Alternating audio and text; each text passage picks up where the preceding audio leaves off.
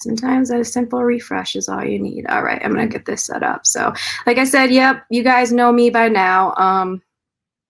And I'm just gonna go into it. I've done 2 Ignite talks, and this one really means a lot to me. I have a lot to say. I have a lot of feelings around what it's been like living and working in the Twin Cities.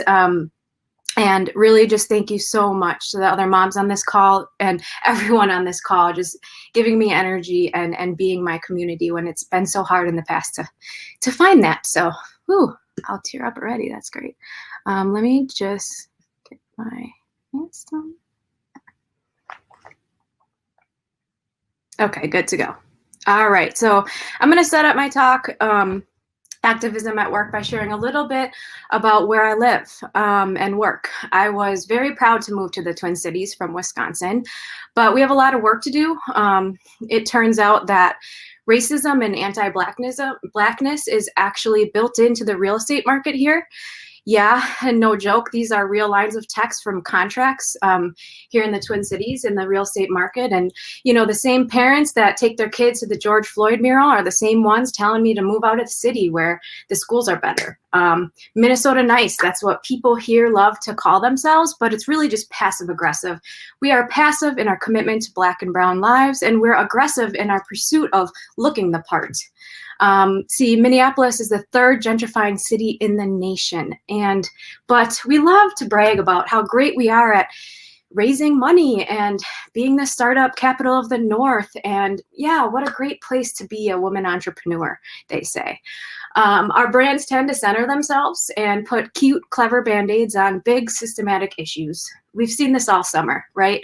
We see people on social media, we see companies and individuals acting like they're not part of the problem, you know, and when they say and they feel like, and they act like they're not part of the problem, what they really mean is that they're not willing to be part of the solution. You know, they'd rather just go post a black square than really show that they care, really get active in this work with us.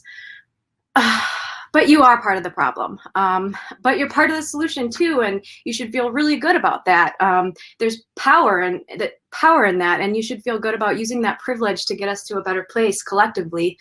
See, Minnesota is full of big brands and industry leaders and lots of money and lots of privilege, and this is what our leadership teams look like.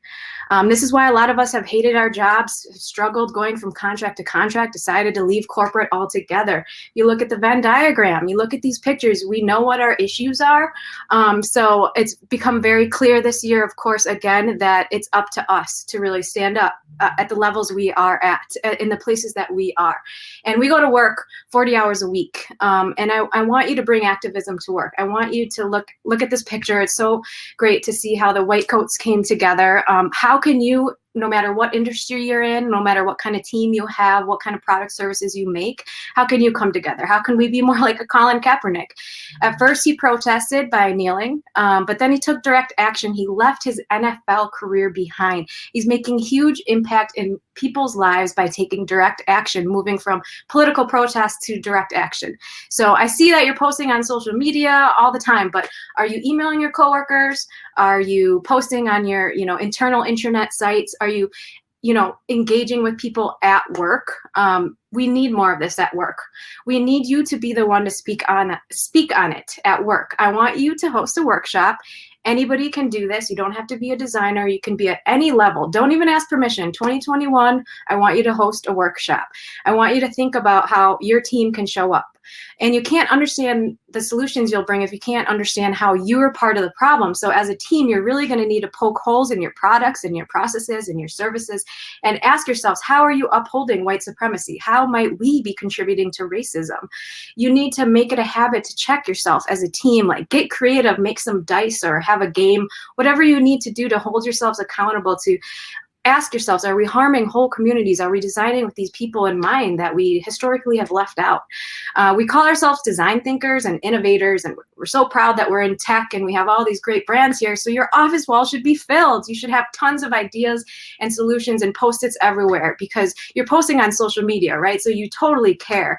But are you amplifying those stories at work? You know, I love Share the Mic. I want to see it remixed. I want to see sharing the seat at the table. I want to see sharing the stock. I want to see remixing that shareholder. I want to see a Black CEO swap. I want us to get really creative about showing up at work. I want you to pay Black designers to workshop with your team. Creative Reaction Lab is funding a new type of designer. You're going to hear a lot about this, and join this. Be a redesigner for justice. Be an equity designer. Be a design ally. It's time to get a lot more vocal and let design be your protest when you're at work, not just online. We can't do the easy right way out and just post online. There are so many communities coming together that have come together in 2020 that have been around. If you don't know these logos, you're going to soon. These people are doing incredible work, and I want your work team to think about how you can partner with them. I don't want you to just throw money at the problem. You're not like this corporate savior, but how can you partner up? How can you really sponsor a Black designer's project or their vision? And how can you really show up for whole communities? And again, learn how to get out of the way, because they're doing this incredible work.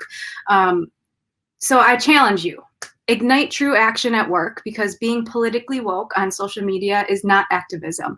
I challenge you to host a workshop. I challenge you to look at the things that have worked online, like Share the Mic, and remix it. I want you to invest in whole communities like the blackdisabled.creatives.com and sponsor these orgs. I want you to think about what you can do in 30, 60, 90 days. Black Ignite is proof that one person can spark movement, and this is a movement, so we need everybody. I'm going to check up on all the people I see posting on social media. I want you to share with us how you are being active at work. And so, yeah, I just think we all see this, right? We all see that people, business as usual. Companies and people are just, acting like this is business as usual. And you can't leave it up to the Black people. You can't leave it up to the brown people in your company to fix this for you.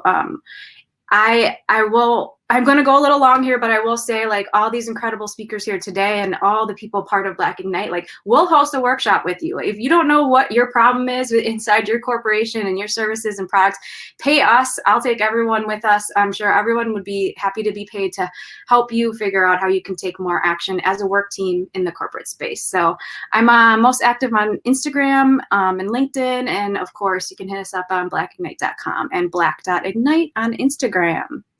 Thank you.